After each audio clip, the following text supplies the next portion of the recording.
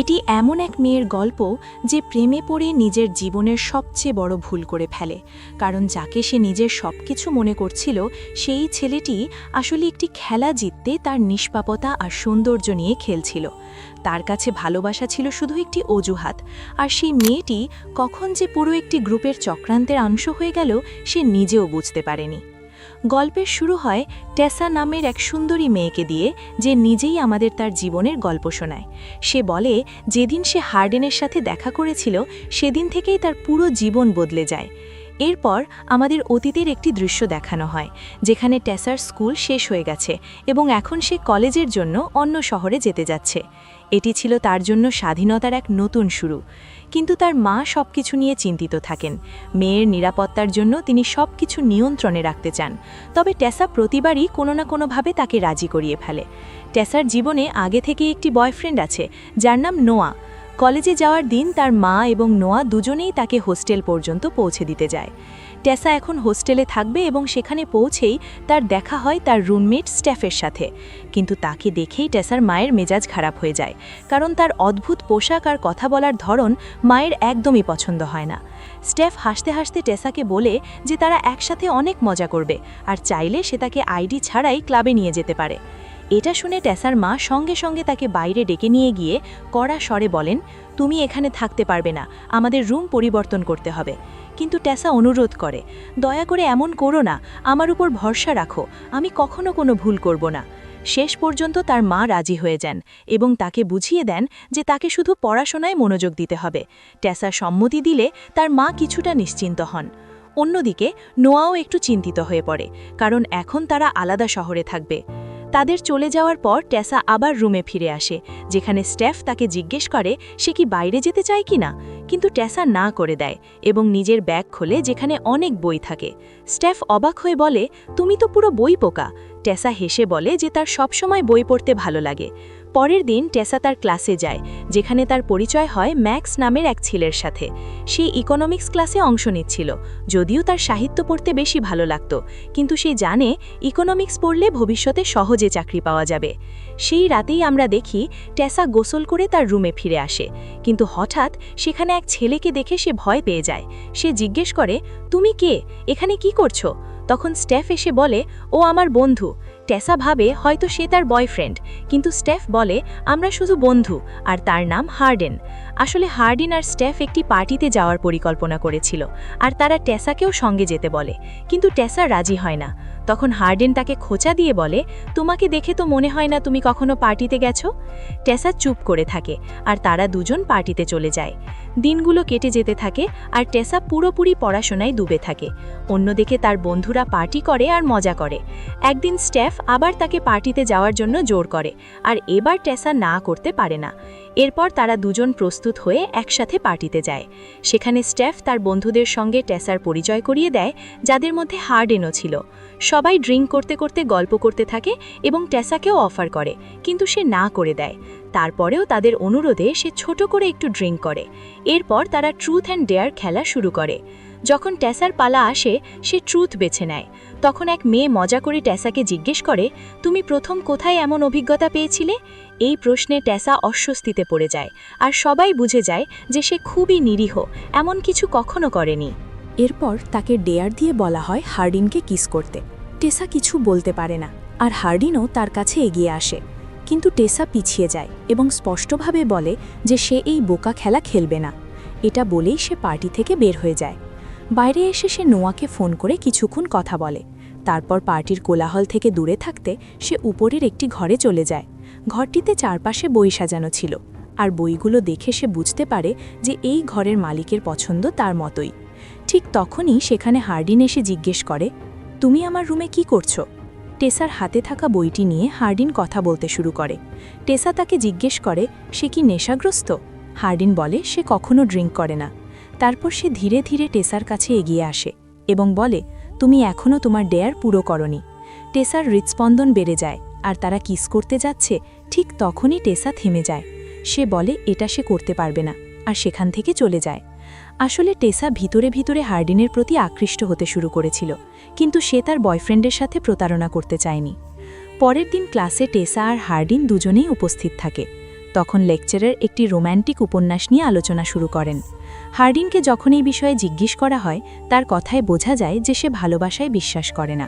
অন্যদিকে টেসার দৃষ্টিভঙ্গি সম্পূর্ণ ভিন্ন। দুজনের মতামত একে অপরের সাথে সংঘর্ষে জড়িয়ে পড়ে এবং ক্লাসে হালকা একটা উত্তেজনা তৈরি হয়। ক্লাসের পরে টেসা বিরক্ত হয়ে বাইরে বেরিয়ে আসে এবং ম্যাক্সকে বলে, এটা কেমন ছেলে?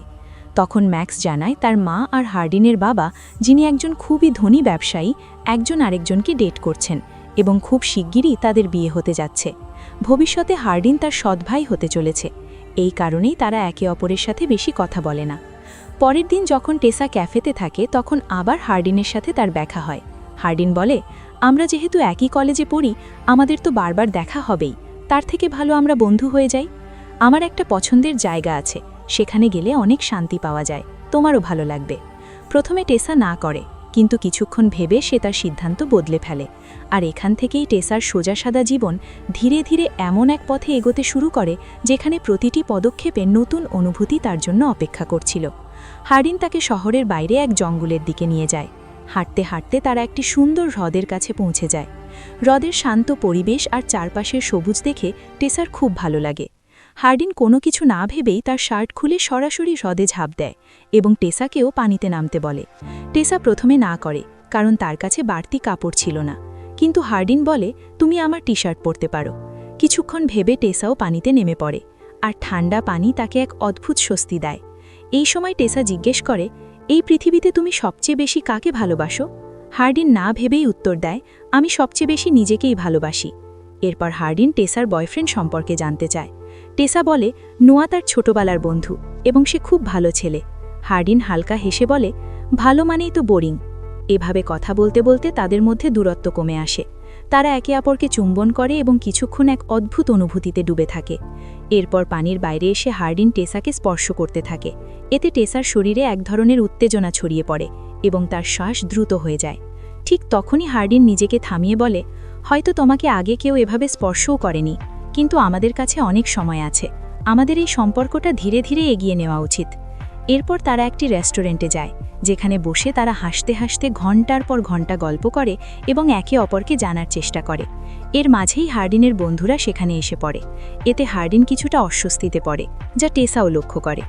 বন্ধুরা চলে যাওয়ার পর টেসা বলে, আমি নোয়াকে আমাদের ব্যাপারে জানিয়ে দেব, কারণ তার সাথে থেকে আমাদের এভাবে একসাথে থাকা ঠিক নয়। এটা শুনে হার্ডিন হঠাৎ বদলে যায় এবং বলে, আমি কাউকে ডেট করতে চাই না, আমি ডেটিং আর ভালোবাসার মতো জিনিসে বিশ্বাস করি না। এটা শুনে টেসার খুব রাগ হয় এবং সে কিছু না বলেই সেখান থেকে চলে যায়। সেদিন রাতে টেসা খুব অস্থির থাকে, কারণ হার্ডিনের আচরণের হঠাৎ বদলানো সে বুঝতে পারে না। পরের সকালে হঠাৎ নোয়া তার সাথে দেখা করতে আসে। তাকে দেখে টেসা খুশি হয়, কিন্তু ভিতরে ভিতরে সে দ্বিধায় থাকে। সেই সন্ধ্যায় জঙ্গলে একটি বনফায়ার পার্টি হয়, যেখানে অনেক মানুষ জড়ো হয়। টেসা এবং তার বয়ফ্রেন্ডও সেখানে যায়। পার্টির সময় সবাই গেম খেলতে থাকে, আর সেখানে হার্ডিনও উপস্থিত ছিল। হঠাৎ এক ছেলে নেশার ঘরে টেসার সাথে খারাপ ব্যবহার করতে শুরু করে। এটা দেখে হার্ডিন রেগে গিয়ে তাকে মারধর করে, ফলে পার্টির পরিবেশ একেবারে খারাপ হয়ে যায়। এরপর রাতে টেসার কাছে ম্যাক্সের একটি মেসেজ আসে, আর সেই তার সাথে দেখা করতে চলে যায়। ম্যাক্স জানায়, আজ হার্ডিন আর তার বাবার মধ্যে বড় ধরনের ঝগড়া হয়েছে, আর সেই সময় তোমার নামও উঠেছিল। তোমাদের মধ্যে যা কিছু হয়েছে তার কারণেই হার্ডিন আরও বেশি অস্থির হয়ে আছে। এরপর ম্যাক্সের কথায় টেসা হার্ডিনের কাছে যায়। হার্ডিন তখন খুব রাগান্বিত ছিল এবং জানায় যে তার বাবা আবার বিয়ে করতে চলেছেন, আর তার মা লন্ডনে খুব কষ্টে জীবন কাটাচ্ছেন। সে তখন মদ খাচ্ছিল আর রাগের মাথায় গ্লাসও ভেঙে ফেলে। টেসা চুপচাপ কাঁচের টুকরো তুলতে শুরু করে, কিন্তু তাতে তার হাত কেটে যায়। হার্ডিন সঙ্গে সঙ্গে তাকে ভিতরে নিয়ে যায় এবং ব্যান্ডেজ করতে করতে সেদিনের আচরণের জন্য ক্ষমা চায়। আসলে হার্ডিনের ডেটিং আর ভালোবাসার প্রতি বিশ্বাস উঠে গিয়েছিল, আর এর জন্য দায়ী ছিল তার বাবা, যিনি তার মাকে ছেড়ে ম্যাক্সের মায়ের সাথে সম্পর্কে জড়িয়েছিলেন। কিন্তু টেসার সাথে দেখা হওয়ার পর সে নিজেই কনফিউজড হয়ে পড়ে এবং কিছু বলতে পারছিল না। টেসা তার মনের ভেতরে লুকিয়ে থাকা ভালোবাসা আর কষ্ট বুঝতে পারে এবং তারপর তারা একে অপরকে চুমু খেতে শুরু করে। টেসার জন্য এই অনুভূতিটা একেবারেই নতুন ছিল, আর সেই রাতে তারা একে অপরকে জড়িয়ে ধরে একসাথে ঘুমিয়ে পড়ে। সকালে ঘুম থেকে উঠে টেসা দেখে তার ফোনে নোয়ার অনেকগুলো মিসড কল। সে দ্রুত তার কাছে যায়। নোয়া জিজ্ঞেস করে, তুমি রাতে হঠাৎ কোথায় চলে গিয়েছিলে? টেসা বলে তার এক বন্ধুর সাহায্য প্রয়োজন ছিল। এমন সময় হার্ডিন সেখানে চলে আসে, আর তাকে দেখে নোয়ার সব বুঝে যায়। টেসা তাকে থামিয়ে বোঝানোর চেষ্টা করে, কিন্তু সে রাগ করে সেখান থেকে চলে যায়। এতে টেসার নিজের উপর খুব রাগ হয়, আর এই ব্রেকআপে সে পুরোপুরি ভেঙে পড়ে।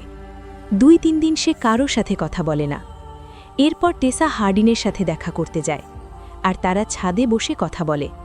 টেসা জানায় নোয়া তার জীবনের খুব গুরুত্বপূর্ণ একটি অংশ ছিল, কিন্তু এখন হার্ডিন তার থেকেও বেশি হয়ে উঠেছে। সে তার জীবনের একটি বড় অংশ। এরপর তারা একসাথে সময় কাটাতে শুরু করে, বিভিন্ন জায়গায় ঘুরতে যায়, একসাথে সময় কাটায়। হার্ডিনের ভালোবাসা আর যত্নে টেসা যেন সব কিছু ভুলতে শুরু করে। একদিন তারা টেসার রুমে ছিল, আর সেই মুহূর্তে তারা একে অপরের আরও কাছে আসছিল। ঠিক তখনই হঠাৎ টেসার মা সেখানে চলে আসে এবং সব কিছু দেখে খুব রেগে যান। তিনি বলেন, আমি তোমাকে এখানে পড়াশোনার জন্য পাঠিয়েছি, এসব করার জন্য না। টেসা তাকে বোঝানোর চেষ্টা করে, কিন্তু তার মা সঙ্গে সঙ্গে হার্ডিনের সাথে ব্রেকআপ করতে বলে। টেসা তা করতে রাজি হয় না। তখন তার মা সতর্ক করে বলে, এই ছেলে তোমাকে একদিন ঠকাবে। এটা বলেই তিনি রাগ করে চলে যান। পরের দিন হার্ডিন টেসাকে একটি নতুন বাড়িতে নিয়ে যায় এবং বলে এটা তার বাবার এক বন্ধুর বাড়ি, যারা বেশিরভাগ সময় বাইরে থাকে। এখন থেকে তারা এখানে থাকতে পারবে। এতে টেসাও অবাক হয়ে যায়। হার্ডিন বলে, তোমার মা এখন রাগ করে চলে গেছেন, তাই তিনি তোমাকে সাপোর্টও করবেন না, তাই আমি এই বাড়িটা ভাড়া নেব। এভাবেই তাদের গল্প এক নতুন মোড় নিতে শুরু করে। হার্ডিন এখন এই সম্পর্ক নিয়ে পুরোপুরি প্রতিশ্রুতিবদ্ধ মনে হয়, যা টেসাকেও খুব খুশি আর নিরাপদ অনুভব করায়।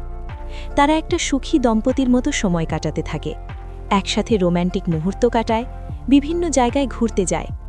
তাদের জীবনে যেন আনন্দের ছোঁয়া লেগেছিল, আর হার্ডিনকে দেখে মনে হচ্ছিল টেসাকে নিয়ে তার মনে আর কোনো দ্বিধা নেই। কিন্তু খুব শীঘ্রই টেসার জীবনে একটি বড় ধাক্কা আসতে চলেছিল, যা সে তখনও জানত না। কয়েকদিন পর হার্ডিনের বাবার বিয়ের দিন এসে যায়। একটি বড় পার্টির আয়োজন করা হয়, আর হার্ডিন না চাইলেও টেসাকে সঙ্গে নিয়ে সেখানে যায়। পার্টিতে টেসার সাথে হার্ডিনের বাবার দেখা হয় এবং তাদের মধ্যে ভালোভাবে কথা হয়। হার্ডিনের বাবা যখন টেসার পড়াশোনা সম্পর্কে জানতে চান, তখন টেসা জানায় যে সে ইকোনমিক্সে মাস্টার্স করছে। এতে হার্ডিনের বাবা বলেন, যদি টেসা আর্থিক স্থিতিশীলতা চায়, তাহলে তার এক বন্ধুর পাবলিশিং কোম্পানিতে সে কাজ করতে পারে। এই কথা শুনে টেসারও ভালো লাগে। ডিনারের সময় হার্ডিনের বাবা টোস্ট করেন এবং নিজের জীবনের সাফল্যের কথা বলতে শুরু করেন। তিনি হার্ডিন সম্পর্কেও ভালো কথা বলেন, কিন্তু এগুলো শুনে হার্ডিনের রাগ আরও বেড়ে যায়। সে টেসাকে বলে, তার বাবা যত বড় মানুষই হয়ে যাক না কেন, তার প্রতি তার রাগ কখনো শেষ হবে না, কারণ তার মায়ের সাথে যে অন্যায় হয়েছে সেটা সে কখনো ভুলতে পারবে না। টোস্ট শেষ হওয়ার পর টেসা তাকে শান্ত করতে ডান্স ফ্লোরে নিয়ে যায়। সেদিন রাতে বাড়ি ফিরে তারা প্রথমবারের মতো ঘনিষ্ঠ হয়। তাদের সম্পর্ক একটি নতুন পর্যায়ে পৌঁছে যায় এবং তারা একে অপরকে পেয়ে খুব খুশি হয়।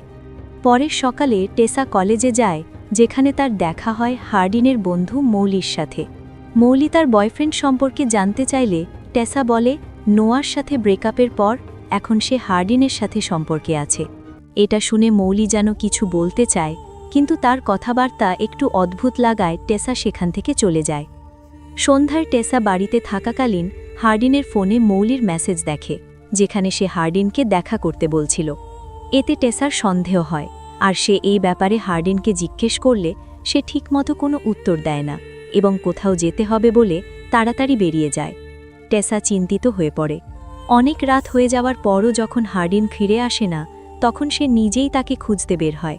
হার্ডিন প্রায়ই যে রেস্টুরেন্টে যেত, সেখানে গিয়ে টেসা তার সব বন্ধুদের দেখতে পায়। সেখানে সবাই তাকে জিজ্ঞেস করে সে এখন হস্টেলে কেন থাকে না। টেসা বলে সে এখন হার্ডিনের সাথে একটি বাড়িতে থাকে। মৌলিও সেখানে ছিল, আর এটা শুনে সে ভীষণ ঈর্ষান্বিত হয়ে পড়ে, কারণ সে সবসময়ই হার্ডিনকে পছন্দ করত। মৌলি টেসাকে বলে, তুমি হয়তো হার্ডিন সম্পর্কে সব কিছু জানো না। ঠিক তখনই হার্ডিন সেখানেই এসে যায়, কিন্তু টেসা জানতে চায় মৌলি কী বলতে চাচ্ছিল।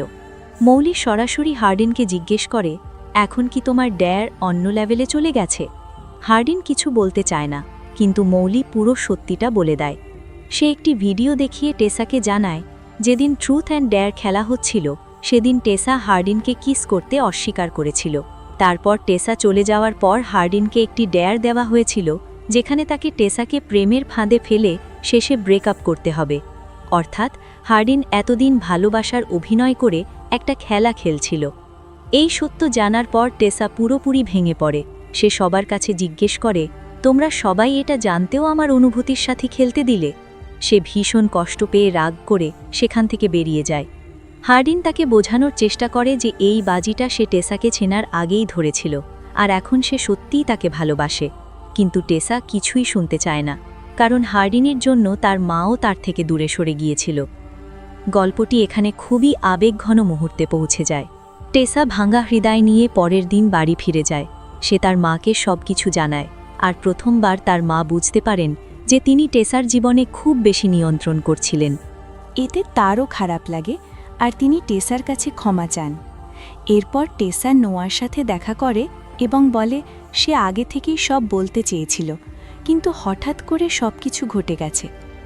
নোয়া কোনো অভিযোগ না করে তাকে ক্ষমা করে দেয় এবং বলে, আমরা অনেক সময় বদলে যাই, তারপর আবার নিজেদের খুঁজে পাই আসলেই আমরা কে। এরপর তারা আবার ভালো বন্ধু হয়ে যায়। এখন টেসা নিজের কষ্ট ভুলে কোনো কাজ করতে চায়, তাই হার্ডিনের বাবা যে পাবলিশিং কোম্পানির কথা বলেছিলেন সেখানে আবেদন করে এবং চাকরিও পেয়ে যায়। এরপর সে কলেজে ফিরে যায়, যেখানে তার শেষ সেমেস্টার শেষ হতে চলেছিল। বছরের শেষ ক্লাসে সবাইকে একটি প্রবন্ধ লিখে জমা দিতে বলা হয়। এই সময় হার্ডিনের লেখা একটি চিঠি তার শিক্ষকের কাছে পৌঁছায়, যা চিঠি শিক্ষক টেসার হাতে তুলে দেন। টেসা চিঠিটি পড়ে সেই হ্রদের কাছে যায় যেখানে হার্ডিন তাকে প্রথমবার নিয়ে গিয়েছিল। চিঠিতে হার্ডিন লিখেছিল সে অনেক রোম্যান্টিক উপন্যাস পড়েছে, যেখানে সবসময় বলা হয় ভালোবাসা ছাড়া জীবন অসম্পূর্ণ। কিন্তু হার্ডিন সবসময় মনে করত এগুলো ভুল, আর সে কখনো ভালোবাসায় বিশ্বাস করত না। কিন্তু যখন সে টেসার সাথে দেখা করে তখন তার সব চিন্তাভাবনা বদলে যায়।